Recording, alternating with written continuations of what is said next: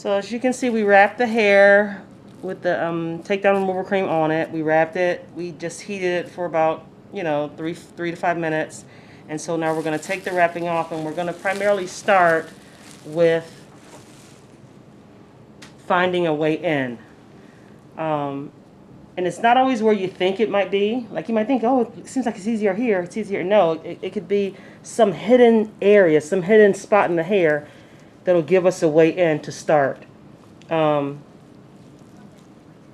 we primarily start with just poking, going through, and as you'll see as we're working, it's just to get a way in to start.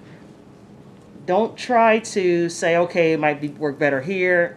Don't try to guess it or figure it out.